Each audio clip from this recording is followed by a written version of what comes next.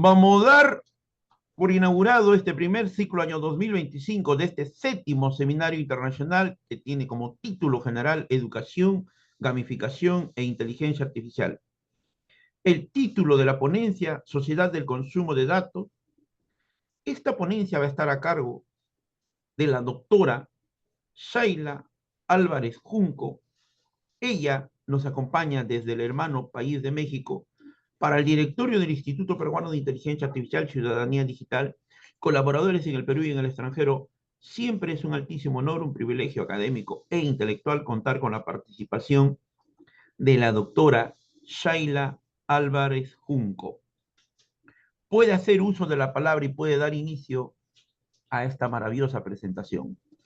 Muchísimas gracias, doctor Daniel. Muchísimas gracias a todo el auditorio que hace favor de nutrirse de lo que nosotros, pues con mucho cuidado, mucho cariño, presentamos para ustedes. Es consumo de datos y es un tema que me parece muy importante y que, pues recientemente, hablo recientemente, hace unos 5 años, pues ha estado pendiente para educarnos en el consumo de datos, en el consumo de pues bienes digitales.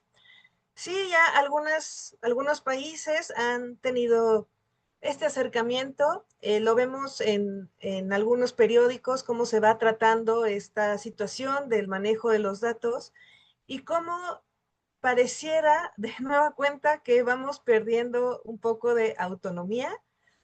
Las plataformas digitales, dice este artículo, han erosionado la democracia. Bueno, y apareció la inteligencia artificial, también dicen por acá, el síndrome de fatiga de la información, el enjambre digital.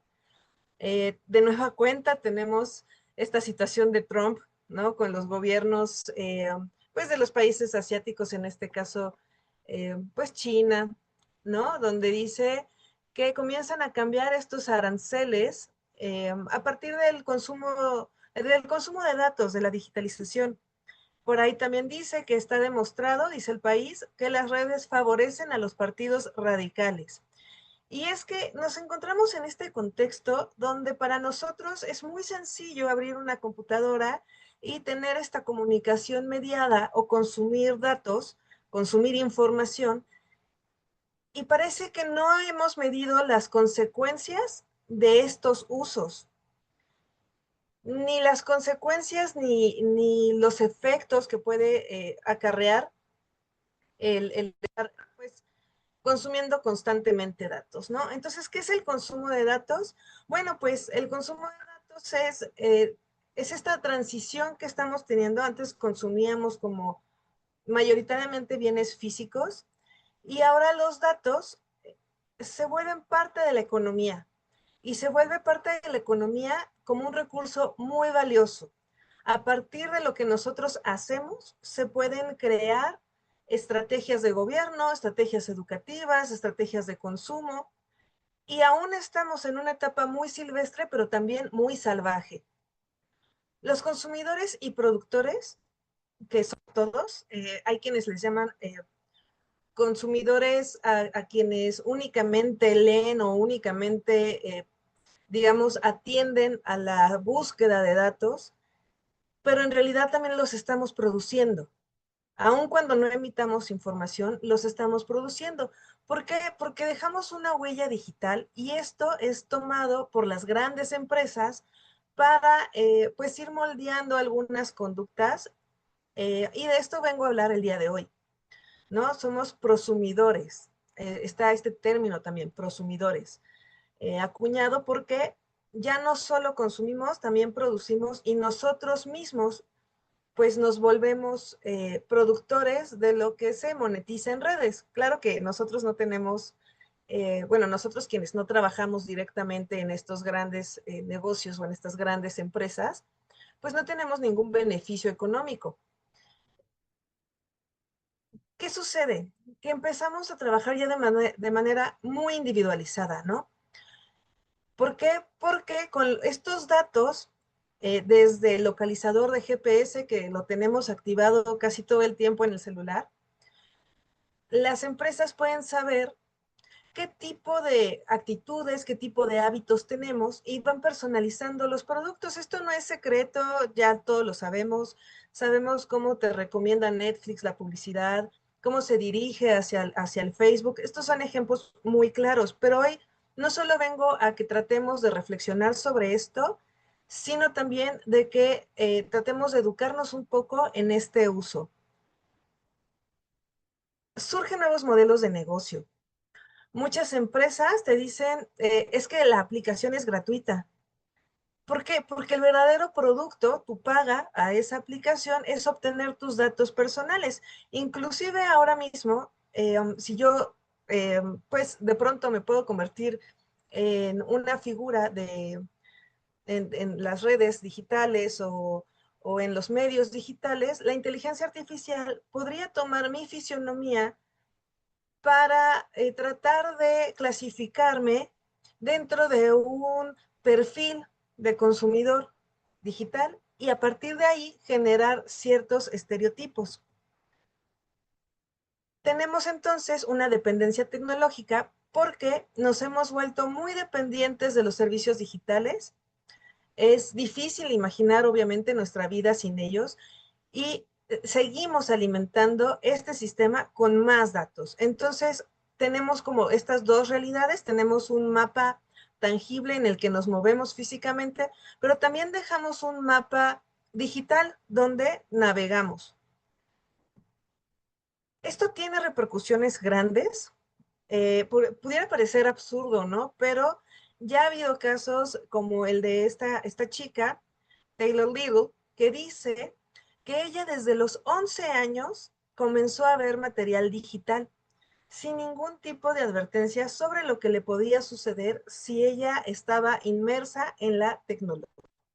Y es que esto lo que hace es crear pues ciertos patrones de conducta que te pueden llevar a la depresión. De hecho, ella acusa a las grandes compañías tecnológicas sobre su depresión, la ansiedad, te pueden alterar como persona. Y pues sí, se piensa que debería de estar regulada de mejor manera. Entonces, se ha convertido como en una extensión de nuestro vivir, de nuestra realidad y del cómo comprendemos esta realidad. Vamos a revisar algunos teóricos que pues han hablado sobre esto de manera como más profunda. Los vamos a ver, voy a abordar solo dos, hay muchos más, pero voy a abordar solo dos. A Shoshana Zuboff. Shoshana Zuboff, ella comienza como con este análisis y nos dice que el consumo digital es la exposición a información engañosa o falsa, también conocida como fake news. Entonces, nuestros referentes del mundo, pues son falsos, no es algo que sea como real. Y esto provoca consecuencias en la salud mental. El consumo digital puede tener consecuencias como ansiedad, estrés, falta de sueño, el sentirte insuficiente, el sentirte improductivo. Incluso hay creativos que dicen, es que me siento mal cuando veo el trabajo de otros porque veo que producen y producen y yo no lo logro. Y entonces ya empiezan las asociaciones de psicología, como la Asociación Americana de Psicología, a encontrar efectos negativos en relación a la salud, que obviamente golpean a la salud mental. ¿Y qué tendría que ver los datos acá? Bueno, que ya se empiezan a manejar o se han estado manejando predicciones a partir de los datos que generamos. Y estas predicciones nos pueden llevar hasta el deseo de consumir algo que a lo mejor no nos interesaba, pero como saben dónde nos movemos, en qué cultura estamos y demás, pues nos empiezan a dirigir nuestra conducta a través de las redes, a través de las imágenes, que para el cerebro pues son muy poderosas las imágenes, ¿no? Más hoy en día, la imagen sí tiene un efecto muy marcado en nuestra conducta. Los datos obtenidos de redes pueden ser usados también para movimientos políticos y pues obviamente manipulan esta información online para que cambiemos actitudes offline y esto genera cierta ansiedad, pero también cierta ignorancia. Nos vuelve mucho menos críticos, nos convierte en personas poco reflexivas y vaya, ¿no? Nos va empujando hacia la disminución de nuestras capacidades cognitivas. Hace ya algún tiempo salió un juego que se llamaba Pokémon Go, ¿no? Y todo el mundo decía, es que es la maravilla, porque sí están en su celular, pero salen a la calle y van buscando Pokémones, y esto lo que hace es que pues la gente la invita a moverse. En realidad, tendríamos que estar pensando si no hay ningún interés detrás de esto. En este caso, ya se, pues ya se declaró, ya se abrió que esta versión de Pokémon Go eh, sí tendría un tinte conspirativo porque estaba respaldado por la CIA. Y la CIA pues lo usaba pues para espiar los movimientos de las personas, para poder mapear dónde estaban, para poder ir construyendo su sistema masivo de inteligencia sin ningún costo, ¿no? O sea, era gratis jugar. Entonces estabas entregando o estás entregando a lo mejor espacios muy privados o acciones muy privadas a grandes corporaciones. Bueno, nuestra investigadora dice que esto sí debería de ser analizado y lleva aquí, bueno, aquí yo planteo algunos de los libros que ella ha escrito, como El poder instrumentario, ¿no? Como la tecnología se utiliza como si fuera una herramienta que nos facilita, sí, la educación, pero también que hace una división profunda en el aprendizaje, sobre las economías de acción y los medios de modificación, ¿no? De la civilización, cómo a través de la tecnología se van modificando civilizaciones, el trabajo mediado por el ordenador, la dialéctica que tenemos con la automatización, perdón, de la informatización, la abstracción del trabajo y cómo nos va consumiendo nuestra individualidad. Dejamos ya de ser genuinos, de ser únicos, para que de alguna forma encajemos en un sistema que nos proyecta una realidad inexistente en nuestro entorno físico.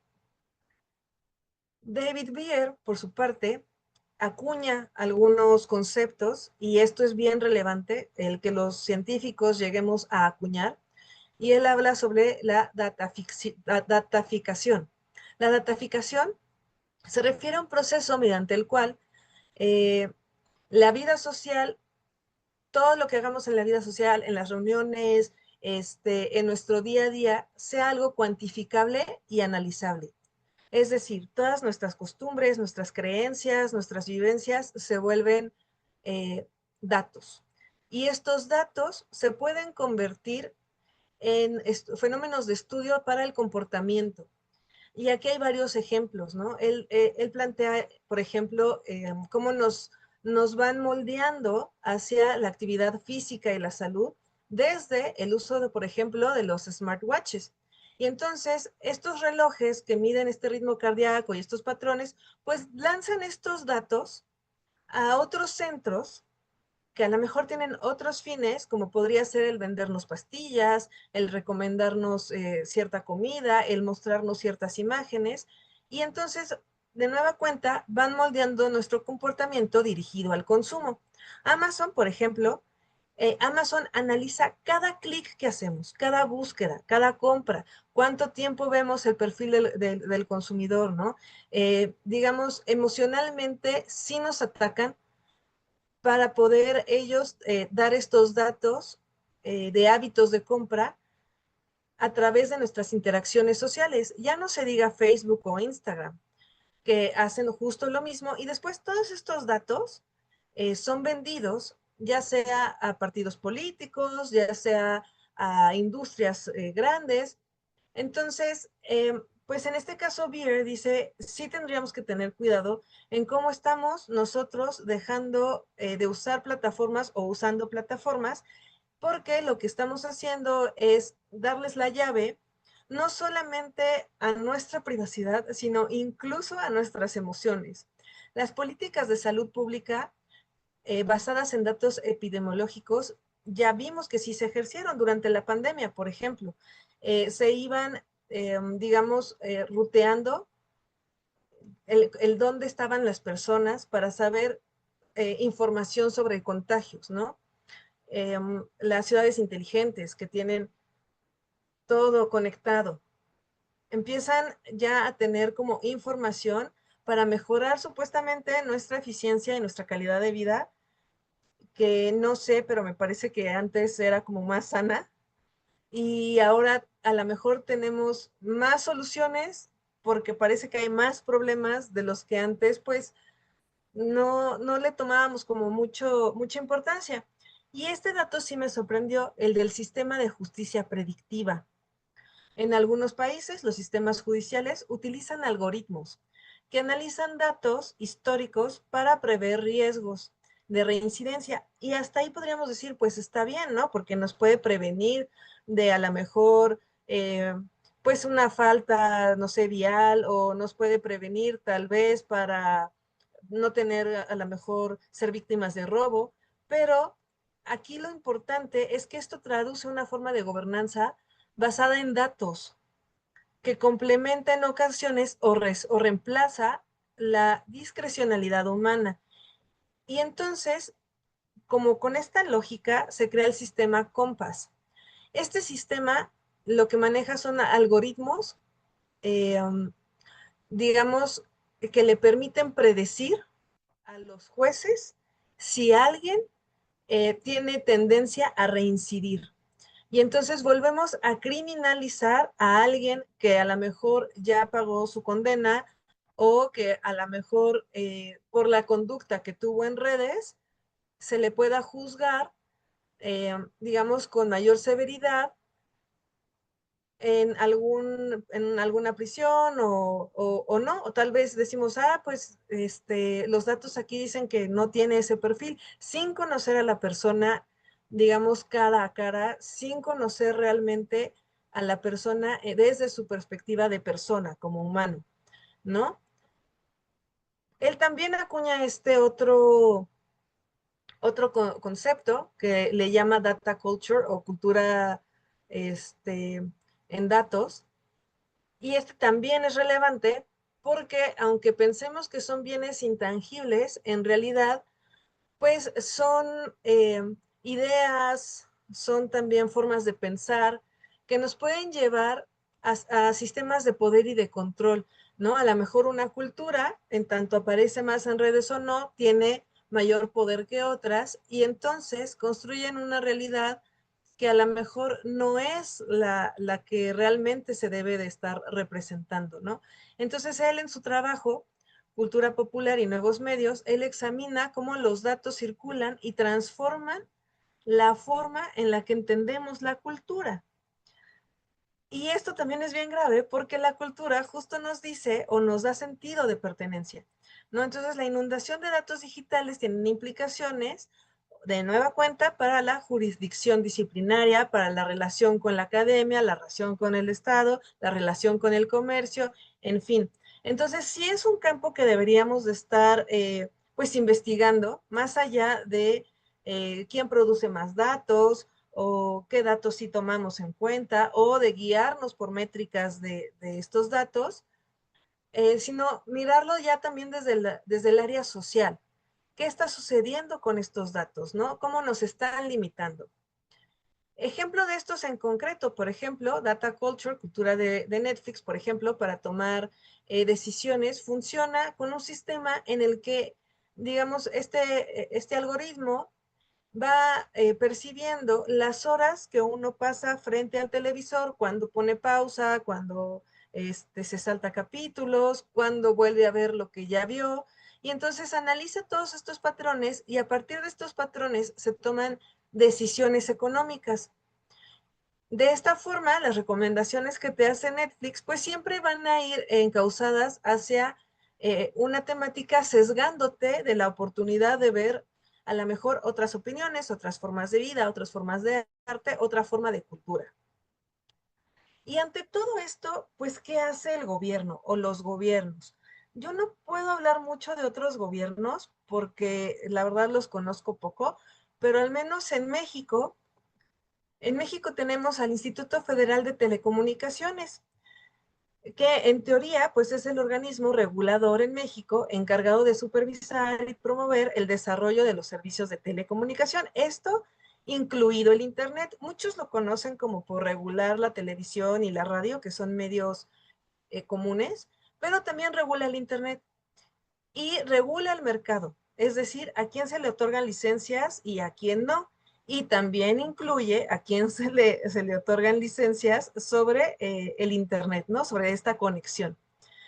Y bueno, en teoría se tendría que asegurar del acceso a la red de forma universal, segura y de calidad. Pues quienes son mis compatriotas sabrán que tenemos un tema muy pendiente en esa área. No todos tenemos la misma conectividad, ni todos tenemos pues la misma seguridad para poder estar pues en comunicación mediada, ¿no? Por los medios digitales. ¿Cuáles son los 3 objetivos de este instituto? La implementación de una estrategia integral de gobierno de datos. Tendríamos que estar hablando de cómo vamos a gestionar estos datos, ¿no? Fomentar la resiliencia de redes de telecomunicaciones o radiodifusión, así como los servicios que se presentan a través de estas, mediante la GIR, las TICs o por el riesgo durante el ciclo de vida de una emergencia. Justo, pues sabemos que cuando llueve, al menos en mi país, de pronto el Internet ya no sirve, ya no da. Y este instituto tendría que estar trabajando ante esa situación. Sobre todo también en este objetivo número 3 que ellos plantean, que es la alfabetización mediática e informacional, que se apega a los principios dictados por la UNESCO. Entonces, seguimos, digamos, respetando las reglas de organismos internacionales, que por supuesto que de pronto no tienen pues muy claro cuál es el contexto de nuestros países miembros, ¿no? Pero pues en ese sentido tendríamos que estar empoderando y participando de manera democrática, tener las mismas oportunidades, pero como los sistemas causan sesgos, pues no tenemos ni la misma información ni las mismas oportunidades de la misma, ¿no? De podernos informar adecuadamente. Entonces, en realidad lo que tenemos, como en la imagen vemos, pues es un bulbo, que es un poco de luz, y un dardo. A ver a dónde le atinamos sin tener claro pues este mapa hacia dónde estamos apuntando. ¿Qué más haría este instituto? Bueno, pues este instituto trata de emerger como un escenario ejemplar donde el análisis y el consumo inteligente de datos no solo optimicen la gestión de recursos, sino que también redefinan la eficiencia y la transparencia en el ámbito empresarial. Del lado derecho de la pantalla podemos ver pues que hay algunos artículos, algunos de primera necesidad y demás. De pronto en la red yo hago esta comparación. ¿Qué es de primera necesidad para mí como consumidor? Conocer, ¿no? ¿Qué es lo primero que debo de conocer o qué es lo primero que debo de hacer al abrir mi computadora? Tengo que, a lo mejor, lavarme los dientes, que si tendría que ponerle un símil sería cuidar como lo que yo digo, ¿no? En mi lenguaje, tal vez no manifestar mucho en redes o tal vez sí, no lo sé, son estas cosas que tendríamos que estar pensando. Entonces, se hizo un protocolo justo para, pues, tratar de comunicarnos de manera sana.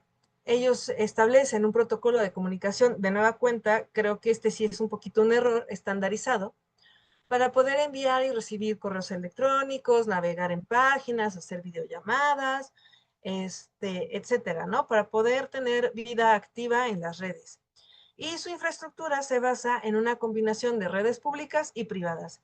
Y creo que es aquí donde de manera legal tendríamos que estar poniendo mucho ojo, porque aún no sabemos hasta dónde tiene responsabilidad la empresa, hasta dónde tiene responsabilidad el gobierno y hasta dónde tiene responsabilidad las empresas extranjeras, ¿no? Que brindan el servicio. Además, el acceso a Internet continúa pues expandiéndose Lo que sí, de pronto cierra una brecha digital, pero abre otras brechas en cuestión de consumo y de salud y de sociedad de información. El IFIT ha hecho grandes esfuerzos. En su página tiene una en especial que se llama, unos apartados que se llama Somos Audiencias y el otro que es un simulador. Les voy a mostrar el portal de estas dos. El de Somos Audiencias. Somos Audiencias. Nos habla del derecho que tenemos como audiencia a tener una información, pues mucho más clara, ¿no? Alfabetizada mediáticamente. Y entonces vienen los derechos de las audiencias, los defensores de códigos de ética, y me parece que es un buen esfuerzo para poder, pues, alfabetizar al ciudadano. Lamentablemente, esta información se conoce poco y entonces, pues, poco se accede. Todos estos datos que nosotros vamos arrojando, de pronto parece que nadie lo supiera o que estuvieran ahí, pues hechos a un lado. Y la verdad es que son muy necesarios para poder tener una buena salud en el manejo de redes, ¿no? Se ha hecho el esfuerzo por incorporarlos a los planes de estudio. Tenemos aquí una serie de materias que nos dicen, bueno, en primer grado, ¿qué podríamos mostrar? En segundo grado, en tercer grado, etcétera, pero con temas bien precisos, como medios de comunicación, decisiones y emociones, contenidos para diferentes edades, en fin, me parece que sí se ha hecho un buen esfuerzo, pero que no es suficiente y que se recurre poco a, pues, este tipo de información oficial e información de medios. También nos facilitan un simulador de consumo de datos. Esto en pandemia hubiera sido una solución muy buena para todos aquellos que, pues, a lo mejor están en un colegio público, que no tienen como acceso a internet, claro, y no saben cuántos datos necesitan. Yo hice un ejercicio, pues, muy superficial, y supuestamente yo me gastaría 731 megas con estos datos de consumo, ¿no? Entonces yo estoy dejando ahí todos esos datos que los capturan otras empresas y que pues se me van a regresar a mí misma como boomerang en forma de consumo de cultura, consumo de artículos, consumo de medios. Entonces la idea es esa, invitarlos a que hagamos un poco más de conciencia, que los datos que nosotros vamos utilizando no nada más nos beneficia a nosotros de manera inmediata, sino que además estamos alimentando a las grandes corporaciones sin pago alguno, con nuestros datos privados, y bueno, que estamos, creo, siendo víctimas de nuestra propia libertad si no cuestionamos qué es lo que hacemos en redes. Fue muy breve el día de hoy, pero quedo muy agradecida de nueva cuenta con el Instituto Peruano de Inteligencia Artificial y Ciudadanía Digital, y justo este es un tema que compete a la ciudadanía digital. Muchísimas gracias desde México, la doctora Shaila Álvarez Junco les agradece su atención. Vamos a dar por clausurado este primer ciclo año 2025 de este séptimo seminario internacional, título general, Educación, Gamificación e Inteligencia Artificial.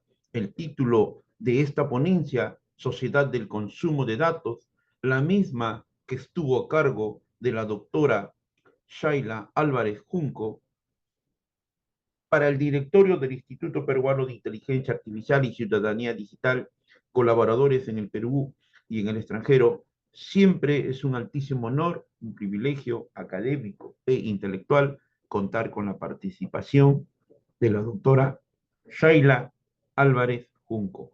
Un abrazo a la distancia, maestra, y muchas gracias.